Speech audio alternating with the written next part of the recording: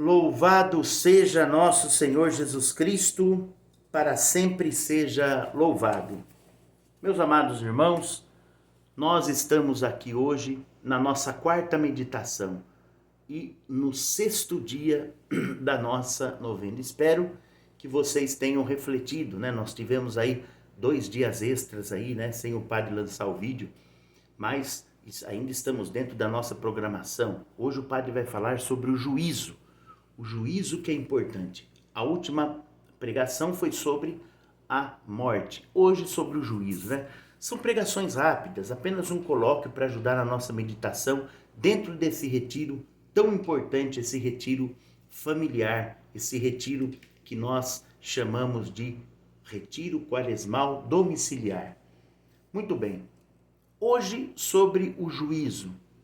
Gostaria de chamar a atenção sobre o juízo que diz a nossa meditação aqui de São João Bosco e também alguns pontos do Catecismo da Igreja Católica. Primeiramente, o texto sobre Santo Agostinho.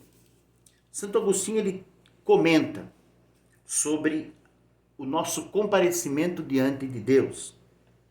Ele diz: quando tu, ó homem, compareceres diante do Criador para seres julgado, terás sobre tua cabeça um juiz indignado. De um lado, os pecados que te acusam, de outros, demônios prontos a executar a condenação. Dentro de ti, uma consciência que te agita e te atormenta, debaixo de ti, um inferno aberto, pronto para te tragar. Tais apertos, para onde você irá? Em tais apertos, para onde você irá? Para onde fugirá? Feliz de você, meu filho, se tiver feito o bem durante a vida, pois o divino juiz abrirá os livros da consciência e começará o exame. O juízo particular é uma coisa impressionante. Na hora da nossa morte, como nós fizemos a última reflexão, na hora da nossa morte irá acontecer então a separação, né? A nossa alma vai para Deus, vai ficar toda em Deus, a nossa alma vai diante do juízo particular de Deus. Quando vai ser, padre, esse juízo? Vai ser daqui 1 mês, 2 semanas, 1 ano? Não sabemos. Na eternidade não se tem o cronos, não se tem o relógio, não se tem o tempo, né? É totalmente fora do tempo a eternidade. Por isso que nós rezamos pelas almas dos nossos entes queridos, pelas almas que estão na eternidade.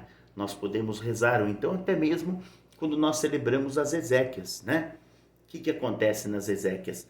Nós rezamos a Deus, e Deus que é eterno, Deus que ultrapassa o limite do tempo, é Ele quem recebe as nossas orações juntamente com a oração dos santos. A força que tem a oração dos santos, a força que tem a comunhão dos santos, faz com que então, num brado, né? Quando nós suplicamos a Deus na terra, num brado os santos se unem junto à Santíssima Virgem São José e suplicam a Deus pelaquela alma que talvez até durante a sua vida não se importou muito com Deus, mas a misericórdia de Deus, ela ultrapassa o conhecimento humano.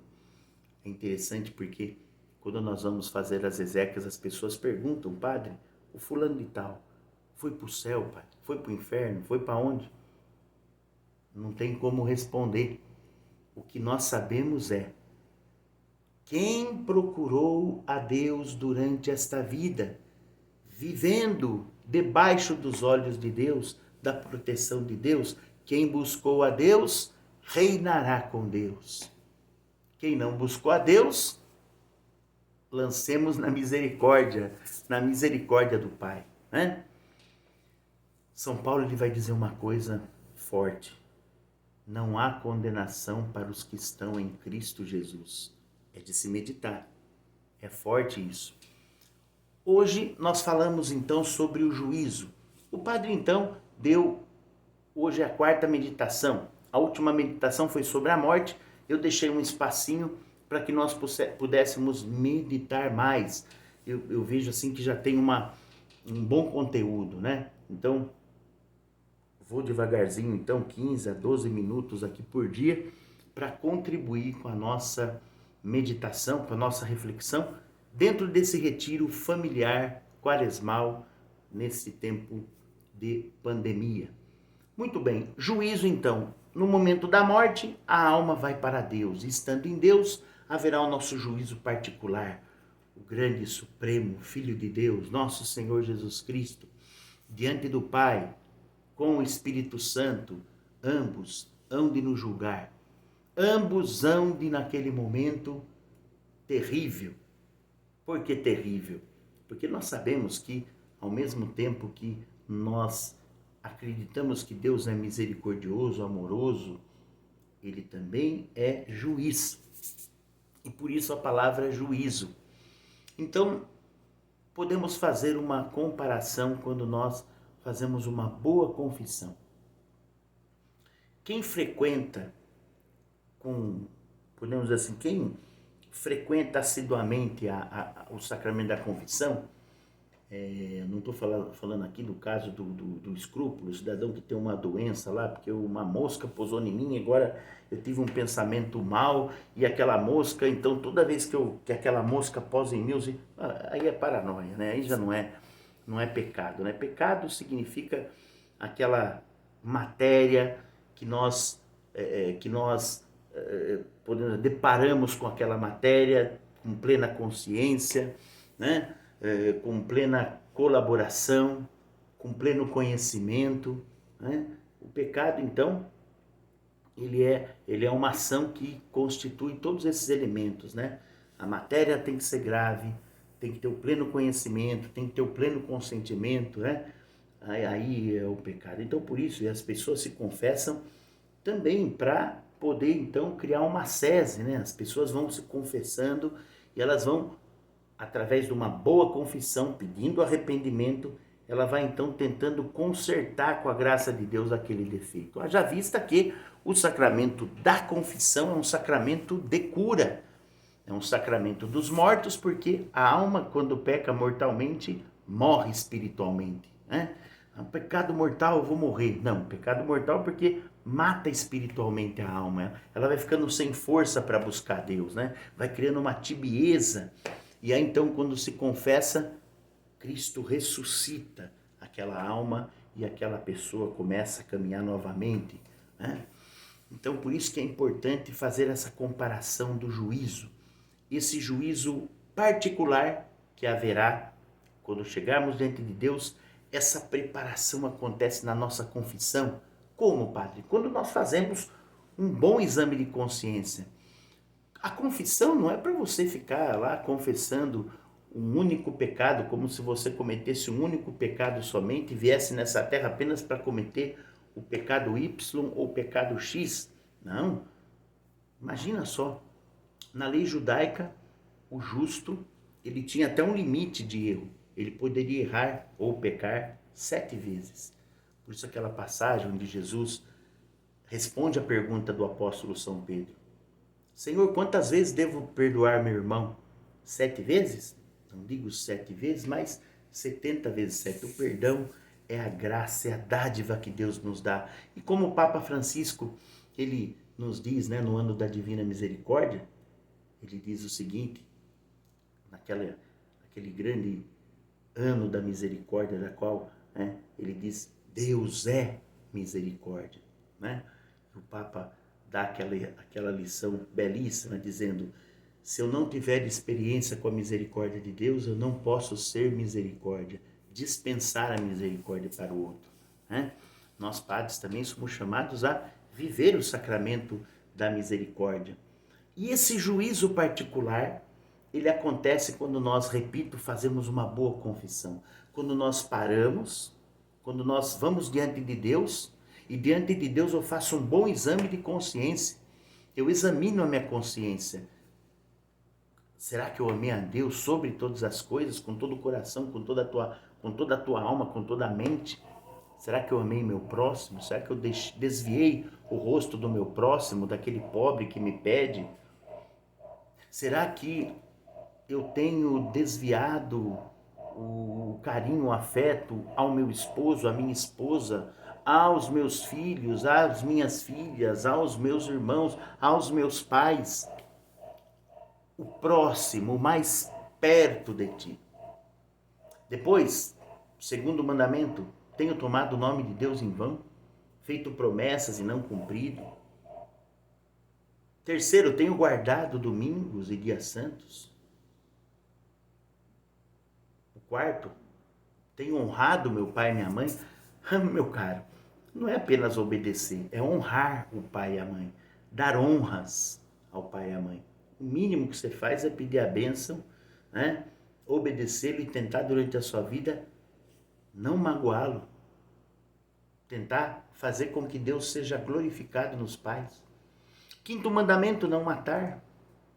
Sexto mandamento, e aí por diante, você vai meditando, você vai fazendo um juízo de consciência e depois analisando os pecados capitais, os pecados de captes, de cabeça, que são aqueles que encabeçam os outros, por isso capitais.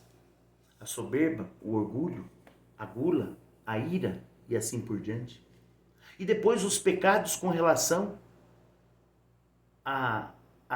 os três pilares da nossa vida. Os pecados cometidos contra o meu estado de vida, se eu sou padre, as minhas omissões, e etc. Se eu sou pai de família, as minhas omissões dentro do estado de casado ou dentro do estado sacerdotal. Depois, as minhas obrigações para com o trabalho. Nós padres também trabalhamos. Eu trabalho, você trabalha. Jesus dizia, eu e meu pai trabalhamos. No nosso trabalho, no nosso dia a dia, na nossa vida profissional, na nossa vida profissional de padre, quando nós atendemos os doentes, quando nós escutamos os pobres, quando nós auxiliamos os pobres, quando nós, de uma certa forma também, vamos até o hospital, agora é claro, agora que esse tempo de pandemia, né, está mais restrito os hospitais e os cemitérios, nós rezamos. É uma forma de trabalhar. Quando nós rezamos o breviário, é uma forma de trabalho, trabalho para Deus. Quando nós cuidamos da nossa casa comum, quando nós nos preocupamos com os nossos irmãos afastados, então analisar também, não só diante dos mandamentos, não só diante dos pecados capitais, mas analisar o nosso estado de vida, como eu estou sendo fiel ao meu estado de vida. Em segundo plano, como eu estou sendo fiel ao trabalho, a minha vida profissional. No caso, eu sou, embora o sacerdócio também é uma profissão. Sim, é uma profissão dada por Deus. Uma profissão de oferecer o culto a Deus. Uma profissão de interpretar a Sagrada Escritura. Uma profissão também, porque nós padres também somos filósofos. A profissão de levar o conhecimento do próprio homem. Quem é o homem? A filosofia vai dizer. Na teologia, quem é Deus? Dar a resposta aos homens. É uma forma de trabalho. E depois, por último, os pecados relacionados diretamente a Deus, que é a relação com o nosso culto, a relação, como por exemplo, eu fico muito tempo sem prestar culto a Deus, nós prestamos um culto de latria a Deus, Existe uma ordem dos valores, como o padre disse no início do retiro. O que seria essa ordem de valores? Essa ordem de valores, ela está relacionada a, vamos colocar aqui uma regra de 4 coisas. A primeira coisa vem em cima, é o culto que nós prestamos a Deus, que é de latria. Quando eu digo, eu te amo, Jesus, eu te amo, meu Deus, eu te adoro, meu Deus, é uma expressão de adoração. Quando você diz a Deus, eu te amo, é uma forma de prestar a Ele um culto de latria, de adoração. Quando você vai à missa aos domingos, nós não vamos somente pela lei. A lei é um norte que vai nos colocar a participar bem da missa. A missa é uma graça muito grande de Deus.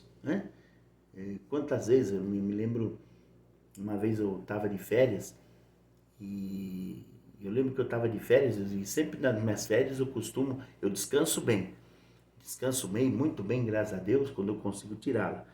Mas sempre eu já penso na missa. Então, já ofereço logo de manhã, já rezo a missa de manhã, já coloco os meus irmãos, os fiéis, né? Todos aqueles que de uma certa forma sou responsável, e aí então rezo a missa. E uma vez eu fui ali aqui próximo, né, no Guarujá.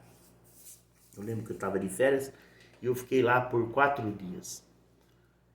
E eu lembro que eu nunca tinha entrado na igreja lá do Guarujá, né, na matriz lá, né? E eu tinha celebrado a missa de manhã. O local que nós ficamos era um local bonito, né? Então lá tinha um altarzinho provisório, né? Tinha lá a família que nos acolheu, celebramos a missa, etc. E chegou a tarde, eu fui conhecer a igreja. E a hora que eu fui conhecer a igreja, adivinha?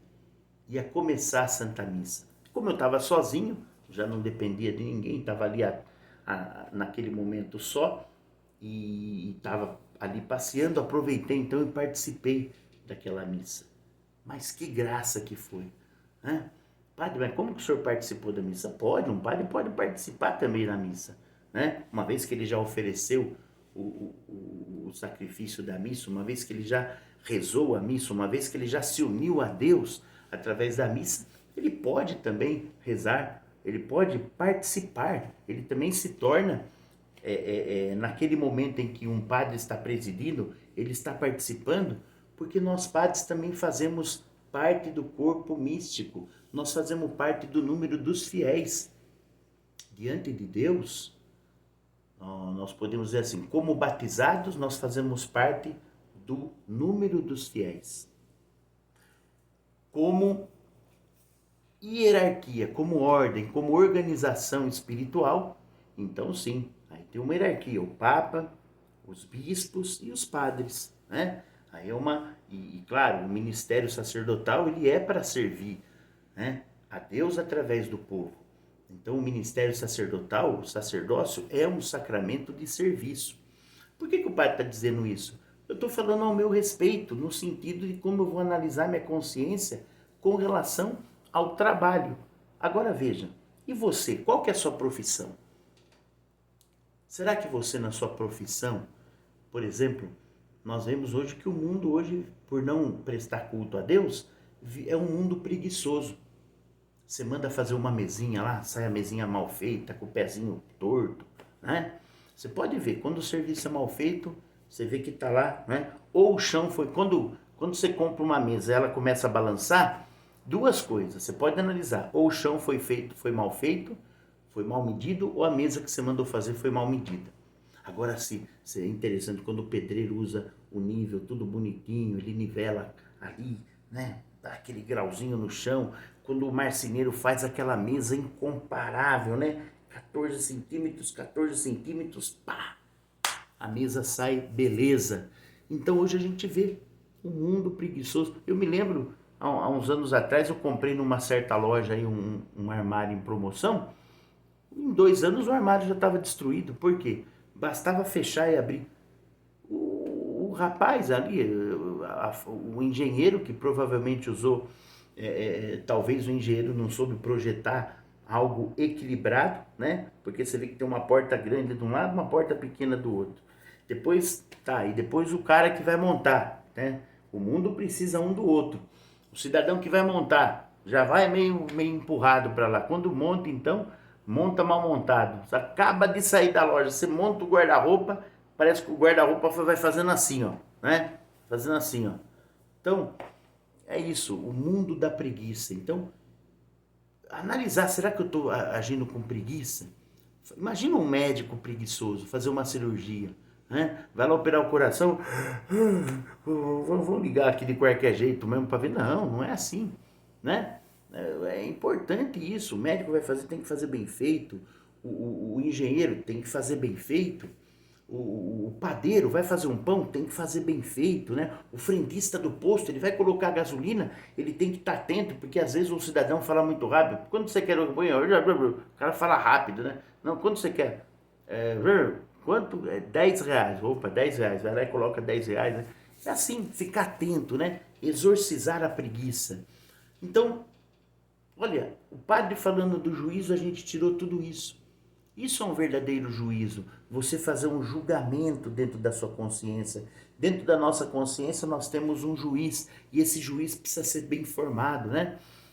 Ser bem informado. Quando nós vamos nos deparar com uma situação, a gente tem, como diz o catecismo, lá na parte central do catecismo, que é a formação, a vida em Cristo, né, que é a formação da consciência. Eu tenho que analisar o objeto, se aquele objeto, então, ele vai me fazer bem ou não, né? Eu analisando o objeto, eu vejo se eu agir numa determinada ação com reta intenção.